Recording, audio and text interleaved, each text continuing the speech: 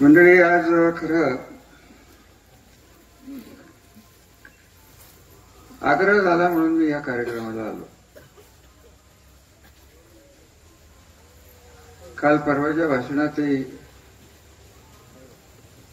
स्पष्ट सांगितलं होतं की भाऊबीजेला मी पुण्यात होतो. माझी एक बहीण तिथं असते, एक बहीण इथं असते, एक बहीण बेंगलोरला असते आणि एक सगळ्यात मोठी आपल्यात राहिलेली नाही. संजय बाबा जेव्हा बारके होते, मी तुम्हाला एक फोटो दाखवेन, 4 वर्षाचे होते तेव्हा आमच्या घरात परंपरा होती की सगळ्या चुलत बहिणी सगळे मिळून कुठेतरी आम्ही एका ठिकाणी भाऊबीज करत होतो. संजय बाबा माझ्या मांडीवर बसले होते. अशा प्रकारचा हा फोटो. भाऊबीज हा अत्यंत पवित्र सण, पवित्र नातं. तो परवाच्या भाऊबीजेनंतर माझी मनस्थिती काही ठीक राहिलेली नाही. का ठीक राहिलेली नाही की एखादी मुलगी, तरुण मुलगी एखाद्या लॉजमध्ये जाते काय, ती ऍडमिट होते काय. मला काय त्या लॉज मालकाचं नाव घेण्याची गरज नाहीये, परंतु माझं म्हणणं एकच आहे की आपल्या सगळ्यांना शोभणार हे झालंय का. बाकीचं सोडून दे, राजकारण सोडून द्या. 1200 वर्षाचा इतिहास असलेला आपला भाग आहे. 1200. छत्रपतींचा हा 1600च्या पुढचा इतिहास आहे आपला, त्याच्या आधीचा इतिहास. हा इतिहास जपणं, ही संस्कृती जपणं, मालोजीराव नाईक निंबाळकरांना तुमच्यापैकी बऱ्याच जणांनी बघितलंय नसेल तर माझ्या बरोबरचे नगरसेवक दिसेनासे झालेत, काही थोडे बळे राहिलेत. असं कधी हे घडलेलं नाहीये की आत्महत्याची वेळ का आली असेल. पोलिसांचे तपास होतील, आमचं काही कोणावर आरोप नाहीये. अगदी करायचं सांगायचं तर मी काय षडयंत्र जमलं, मी तर पुढेच होतो. त्यांचं कोणी नाव घेतलंय म्हणून ते कशाला घाबरले. घाबरले नाही तर एवढं घाबरायचं कार्यकर्त्यांनी रामराजांनी केलं. आता तो प्रल्हाद कुठला रोडे, त्याला मी आधीच सांगितलं होतं की माझ्या नादाला लागू नको. आता त्याला हिसका दाखवल्याशिवाय मी राहीन का. मला तुम्ही सांगा काय माझं नाव घ्यायचं, काय संबंध आहे माझं नाव घेण्याचं. कोणाचं तरी सांगण्यावर भाई हे सांगणारच षडयंत्र असेल, मग तुम्हीच घ्या ना हिंमत असली तर नाव. मी वाटच बघतोय की माझं नाव प्रॉपर माणसाने घ्या, योग्य माणसाने घ्या. उगाच कुत्र्या चुत्र्याला चोराला नका सांगू माझं नाव घ्या.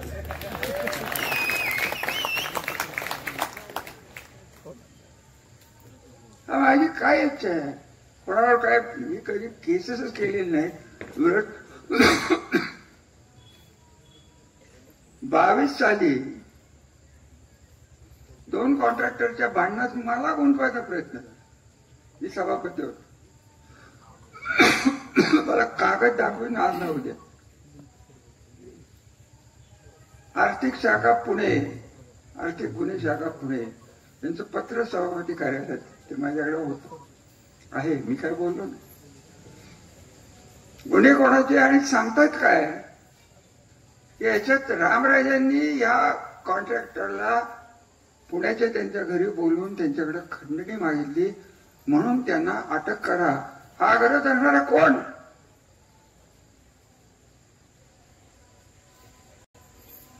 दुर्दैवाने त्यांच्या, मी जे नेहमी म्हणतोय गेले 2 दिवस की मुख्यमंत्र्यांच्या न्याय मुद्द्यावर माझा विश्वास केला, हे कारण आहे की आज मी इथं सांगतो.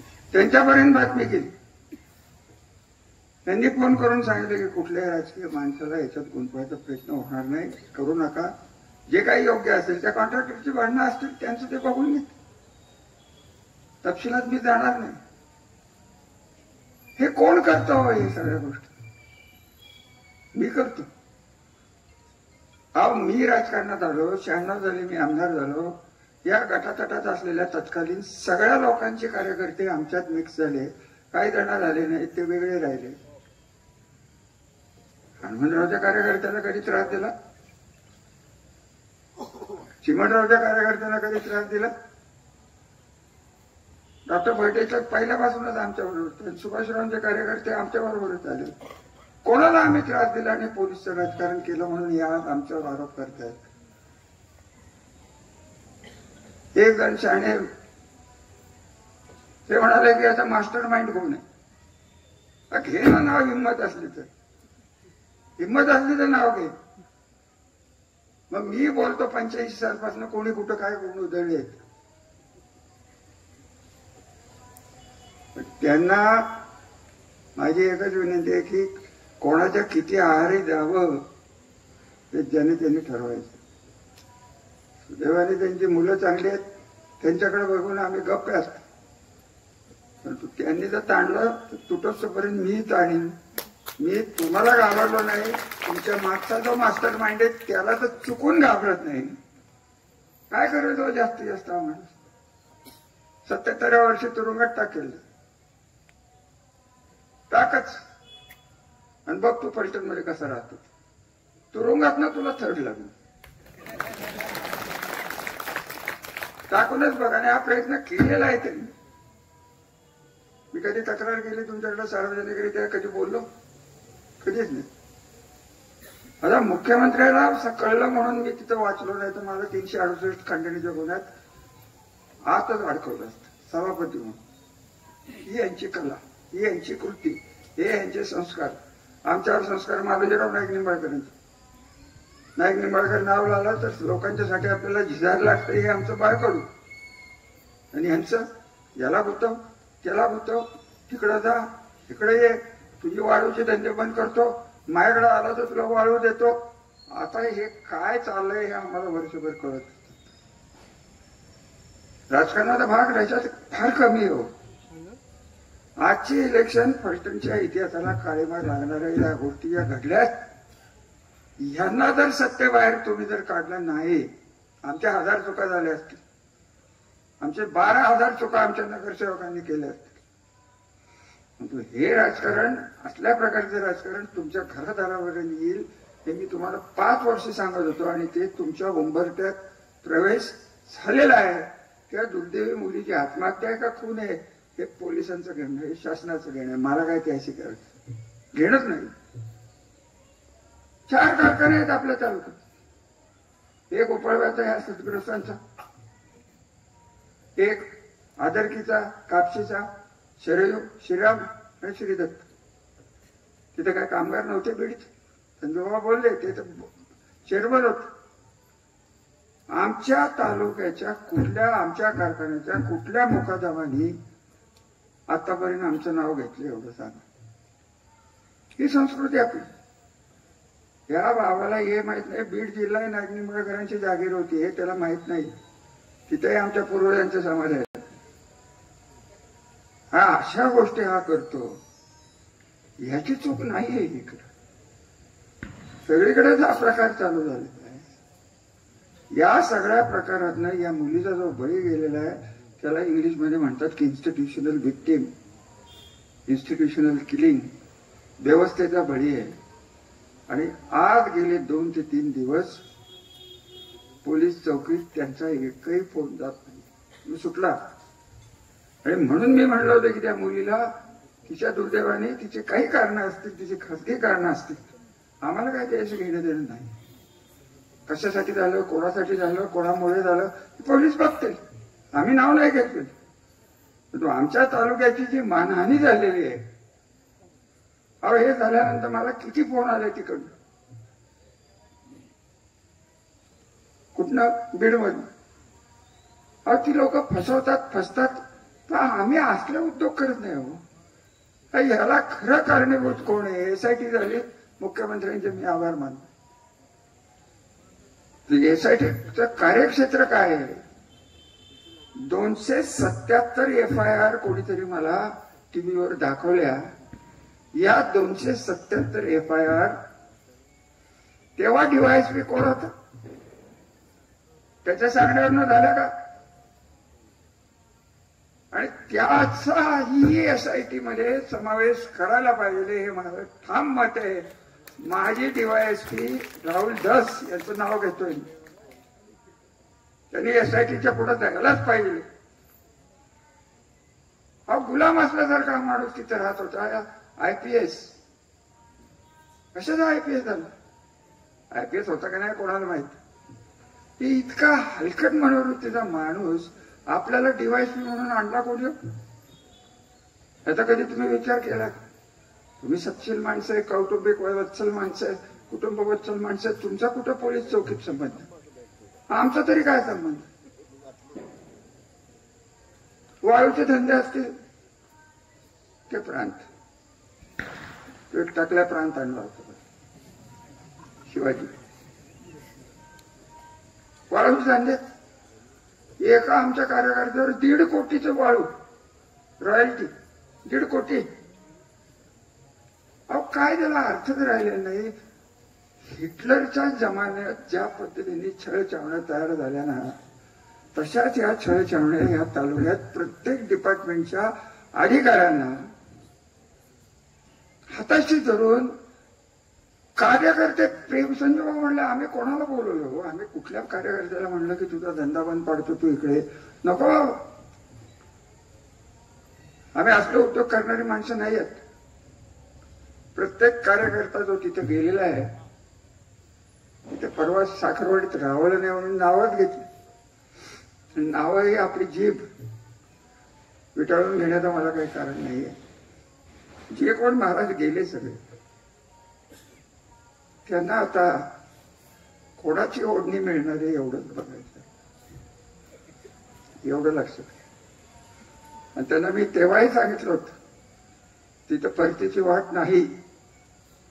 इतकंच नव्हे तर माझ्या कानावर आलं होतं. एक सदग्रस्त आमच्यातले गेले होते, त्यांचे कार्यकर्ते म्हणाला, त्यांनी सांगितलं रात्रभर विचार कर, इथनं आमच्याकडनं परत जाता येत नाही. आणि मग माझं तुम्हाला म्हणणं आहे की आम्ही 30 वर्ष काय केलं, तुमचं पुढे 30 वर्ष काय होणार याचा विचार करा ना. तो अहो एकाच 5 वर्षात यांनी एवढं सगळं संपवलं. 91 सालची एक गोष्ट सांगतो मी तुम्हाला. मी नगराध्यक्ष होतो. मालोजी आपलं नगरपालिकेच्या समोर जे गाळे आहेत, ते गाळे मानसिंग बसला आहेत. वरच्या बाजल्यावर जे गाळ्यात जात नव्हते तेव्हा मानसिंग. मी फोन केला एका शेट्टीला, तर ठाण्याला जात. कोणाला की नाही भाई हम नाही आने वाले यहाँ पे, तेव्हा बहुत गुंडागर्दी आहे. 91ची गोष्ट. आणि आता मला तुम्ही सांगा, अशा प्रकारचं वातावरण असलं नवीन इंडस्ट्री येईल का? नवीन मुकादम आमच्या 3 कारखान्यावर, आमच्या कंट्रोलमध्ये असलेल्या 2 कारखान्यावर मुकादम नाही आलं तर नुकसान कोणाचं होणार? यांचं काय झालं? आम्हाला काय करायचं? अहो यांच्याबद्दल कितीही बोललं तरी, त्या गावणे मॅडमचं क्लिप आहे, मी वाजवून दाखवली. त्या बाईने कंटाळून शेवटी त्यांना फोन केला. आणि तुम्हाला मी स्पष्ट सांगतो की मी माझा त्यांचा काढायचा संबंध नाही. त्यांच्या मुलींचे फोटो मी जेव्हा बघितले, व्हिडिओ, त्या आत्महत्येला, तुमच्यापैकी कोणाला जर वाटेल का आपल्या मुलीने आत्महत्या करावी? इथं महिला बसल्या आणि त्या बाईला हे महाराज म्हणतायत की सगळं मिटवतो, रामराजांचं नाव घे. हे कुठलं? आगवणे काय माझा कार्यकर्ता होता? भांडणं त्यांची बेआबरू. आता ज्याला आबरू नाही त्याला बेआबरू कशी होईल हेच मला कळत नाही. आबरू नाही, रामराजांचं नाव घे. आता बोलू का? भाई तोंडावर आलं पण आज नको बोलू. मी वाट बघतोय की नाव कधीतरी माझं घ्यावं. मग त्यांचा इतिहास सगळा सांगतो. आणि त्यांच्या इतिहासात तुमचं भविष्य नडलं. सगळ्या काही माणसं असतात ते जन्मजात गुन्हेगार असतात. त्यातला हा प्रकार. त्यांना संस्काराचं काही लागत नाही. त्याला सायकोपाथ असा शब्द आहे. ते सायकोपाथच आहे ते सद्गृष्ट. आणि त्यांना जर तुम्ही जर परत त्याचा थारा दिला, मला एक सांगा, मी त्यांना अंगावर घेतो, मी त्यांच्यावर टीका करतो. आणि सिक्युरिटी कोणाला? त्यांना 4 गाड्या घेऊन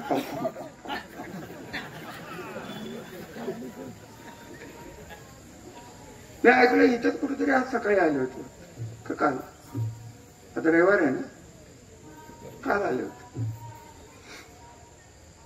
शनी महाराजालाही 7:30 लावणारा गृहस्थ आहे. शनी महाराजाला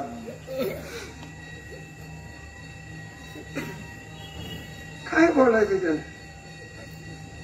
हे आमची इलेक्शन नाहीये, तुमच्या भविष्याची इलेक्शन आहे. पटत असलं, घाबरणार नसला तर आमच्या बरोबर या. 4,000 खोटे अर्ज, खोटे मतदार इकडचे तिकडचे नेले. कोणी नेले? आम्ही केले. वॉर्ड इकडचे तिकडे केले. नंतर त्यांच्या लक्षात आलं की हे रामराजांना सोयीचे. मग आता कपाळाला हात लावला.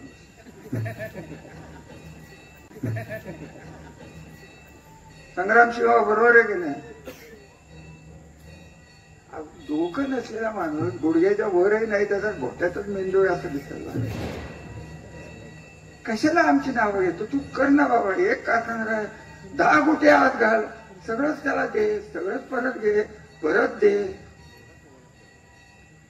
काय त्यांनी कोणाचं कधी नीट केलं एवढं मला सांग. पांडुरंग एवढं काय तिथे दिसत नाही. ते करमाळ्यात काय सांगतात माहिती आहे? फलटण मध्ये 2 संस्थान आहेत, एक फलटणचे आणि एक मलठणचे. करमाळ्यात जाऊन सांगा. परत इकडे जाऊन तुमच्या पावड्यारावळ्यांना विचार. सगळं खोटं, सगळं झूट. नीरा देवगडचा कालवा, नीरा देवगडचा कालवा 200 कोटी 400 कोटी कोणाला दिलं हो टेंडर? ही सगळी घेऊन नव्हतेच. हे आपल्यातलंच बाळ आहे, पैशाची गुरमी असलेलं बाळ. ते बघू त्याच्याकडे. आज ना उद्या तोही सापडत नाही, आणि त्यांच्या कर्माने ते सापडतात. मी काय करत नाही, मला काही करायला लागत नाही. फक्त डोळे उघडून मला नीट वाचायला लागतं. आजही मंडळी जरी विरोधात आहे का कशात आहे मला माहित नाही, परंतु मंत्रालयात मला पाठिंबा देणारे संबंध IAS लॉबी आहे, एवढं तुम्ही लक्ष ठेवा. म्हणजे चुकवलेलं नाही. मी जेव्हा मंत्री होतो तेव्हा IAS अधिकाऱ्याला सांगत होतो, तू लिही तुला काय लिहायचं ते, मी ओव्हर रूल करीन तुला. फोन नव्हतो करत, असं करून आण, तसं करून आण, त्याला त्याचं रेशनिंगचं दुकान घालव, त्याला खड्ड्यात घाल, त्याला डबऱ्यात घाल, त्याला कचऱ्यात घाल. आता जनतेलाच पाहिजे असेल तर मी काही करू शकत नाही. आणि ही जी इलेक्शन आहे ही तुमच्या भविष्याची इलेक्शन आहे, एवढं लक्षात. त्याच्या पलीकडे तुम्हाला परतीची वाट नाही. वाट जी आहे ती दहशतीची आहे.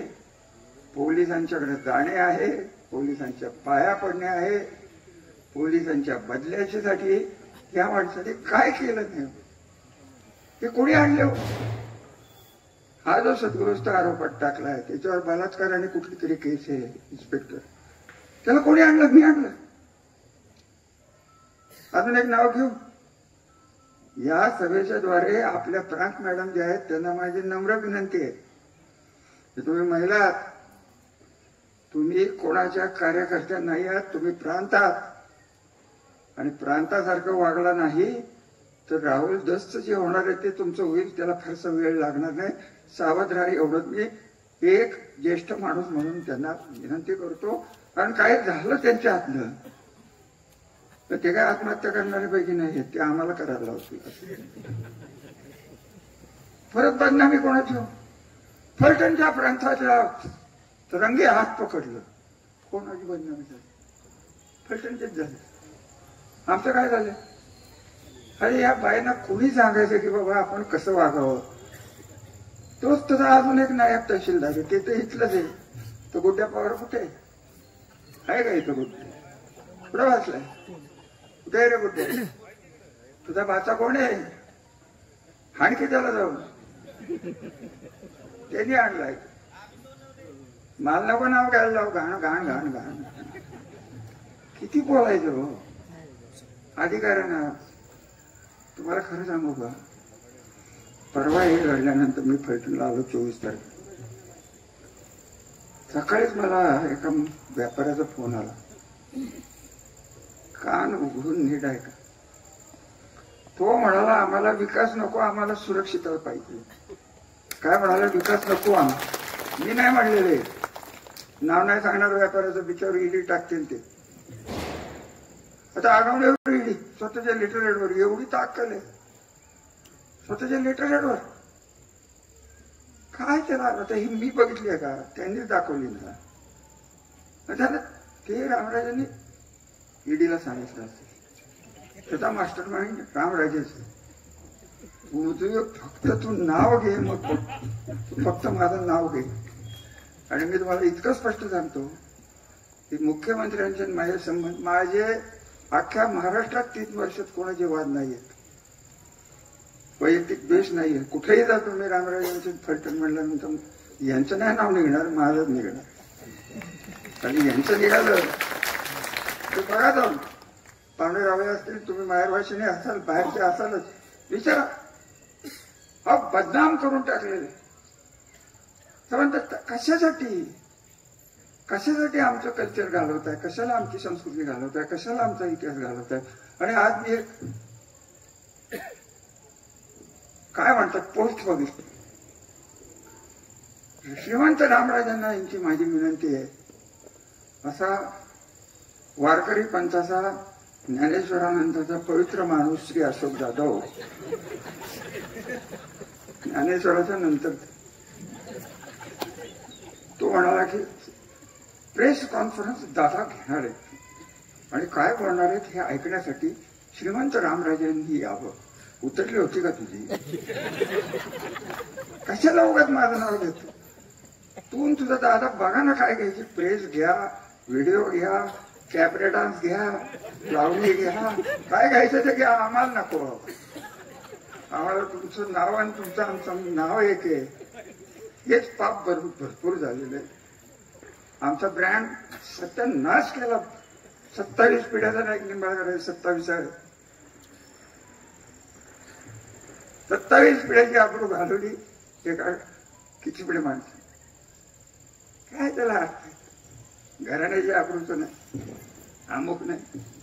दुसऱ्याच्या आई वडिलांच्या विषयी काय बोलायचं? माझ्या तोंडावर आलंय की हिंदूराव परवडला, कल्याणराव बरंच परवडला तो. हे तरी अजून एक तुम्हाला माहित नाही, त्या स्टेजवर मुख्यमंत्री अजून एक बसला होता, काय बोलला का? त्याला बरं वाटत होत.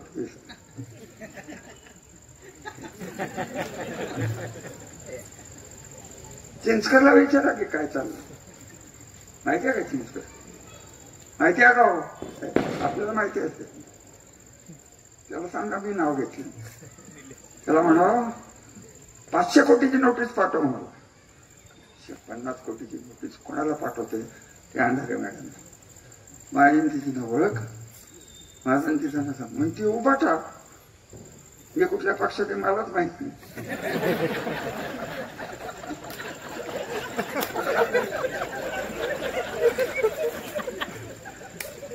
काय करायचं सांगा? त्या येतील, उद्या बोलतील, का लगेच 6 तारीख संध्याकाळी 6ला रामराजे याच्या मागे आहे. आताच सांगतो मी. काय बोलणार हे तुम्हाला आता सांगून जातो. मला त्यांना एकच प्रश्न विचारायचा आहे की आई वडिलांचा आणि 96 गोळी मराठा असल्याचा तुला जो अभिमान आहे, कुठले जे देव तुझे आहेत त्यांची शपथ घेऊन सांग. कर्णिक नावाच्या ऍडिशनल कमिशनरकडे जाऊन रामराजांना अडकवा हा प्रयत्न तू केला की नाही एवढं तुम्ही सांगा. तू कर्णिक माझ्या मित्राचा जावई, त्याने मला फोन केला, नाव घेऊन बोलतो की असं असं चाललंय, तुम्ही बघा. संजय बाबांना आधीच कळलं, बरोबर आहे. अहो इतकी नालायक माणसं, काय माझा संबंध? आम्हाला एवढणारी माणसं काय? आता तुम्हाला जर पटत असेल आणि तुम्हाला जर पाहिजे असेल की या लढाईत रामराजांनी तुरुंगात जावं, ही जर तुमची इच्छा असली तर तुमच्यासाठी तोही त्याग करायला मिळत आहे.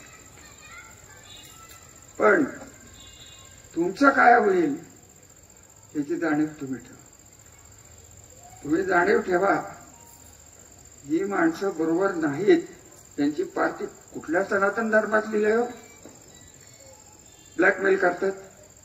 सनातन धर्म म्हणजे काय कळतं काय ना? त्यांना लिहिता येईल की नाही मला शंका आहे. सनातन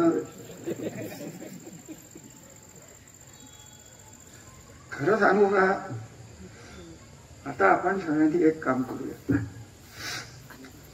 आपण खाकी पॅन्टी शिवून घेऊ आणि आपणच सनातन धर्मात, मग काय होईल? आपल्याला काय बोलवणं आलो तर असं नाही, कानावर आलो. पवार साहेबांना म्हणतोय, आमचे मानकरी आहेत दरबाराचे, बहुतेक आम्हाला थर्ड लावतील. काय बोलू तुम्हाला, अजून किती बोलू, किती घाण बोलू, कशाला जीभ बिटाळायचे, पण काय राहत नाही.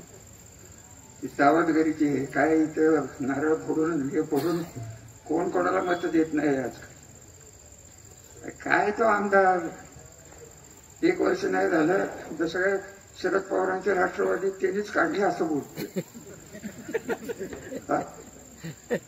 डी.के. पवारचं ठीक आहे, डी.के. पवार हा शरद पवारांचं राजकारण त्यांनी घडवलंय, मान्य आहे. शरद पवारांना मार्गदर्शन करणारे अजून एक तिकडे गेले जातात, त्यांचंही नाव घेण्यात का? आम्हीच वाढवलेली भांडवल, काय त्याचा उपयोग आहे? कशाला कोणाचं नाव घ्यायचं?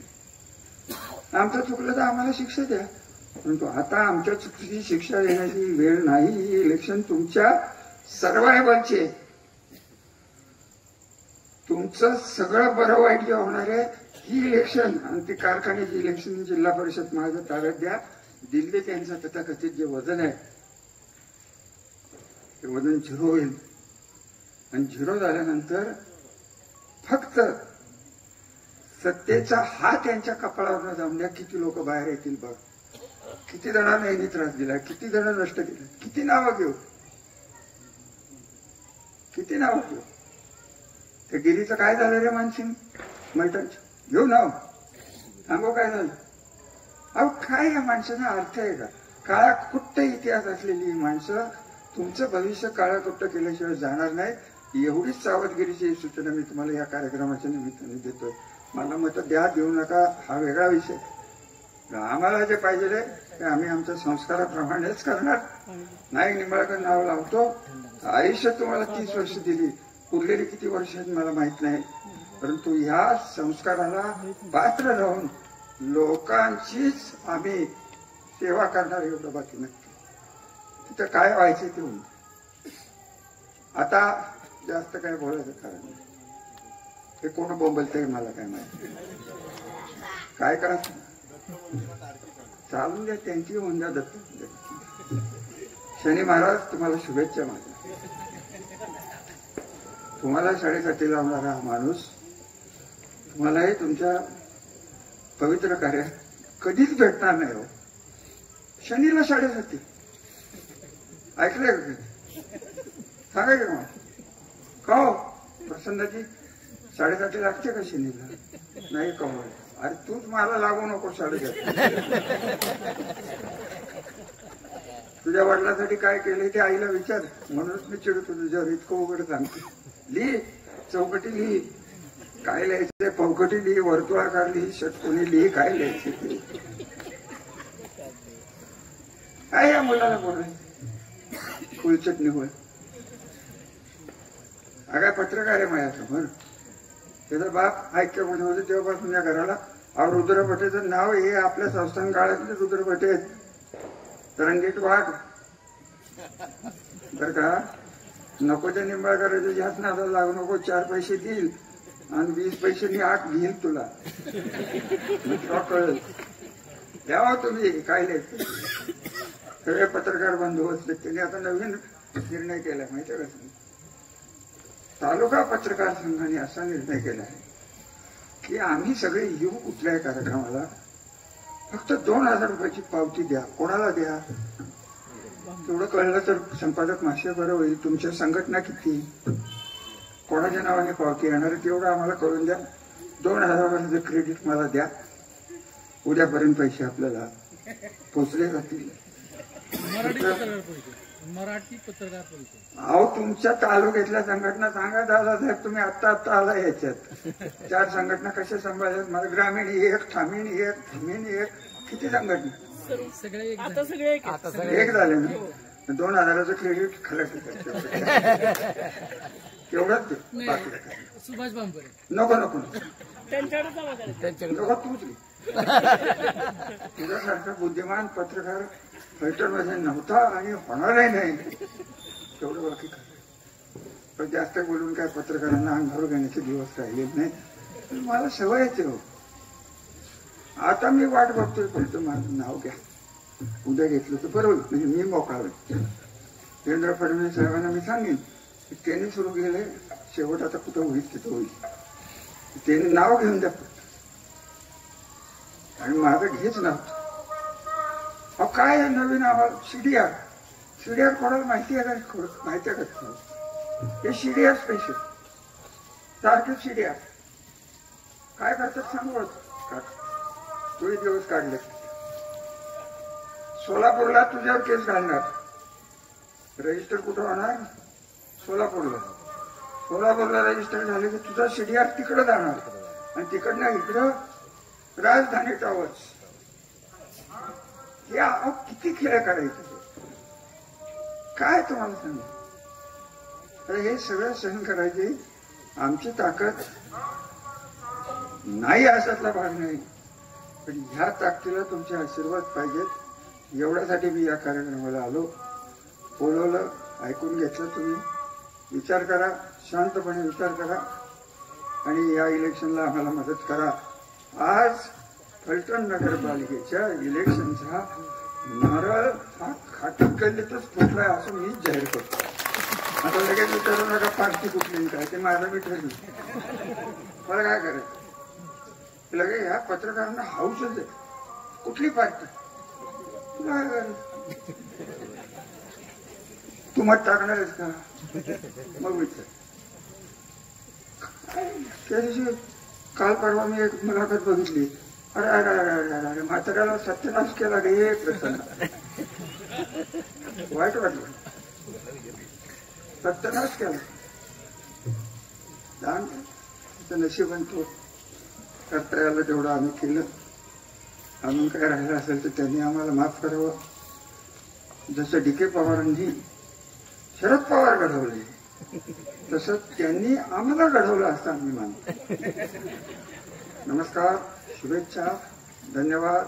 आणि एक सूचना की याच्या पुढे मला जास्त चालवू नका. पायऱ्या एक एक फुटाच्या चढवू नका. पायऱ्या करायच्या असल्याचं सांगितलं जगात मला जमतं. माझं वय वर्ष किती? 78. माझा सामना आहे. त्यांचं वय किती आहे मला माहित नाही, परंतु त्यांचा बुद्ध्यांक ज्याला IQ म्हणतो तो मायनस आहे एवढं मला. जास्त काही बोलत नाही. शुभेच्छा, धन्यवाद.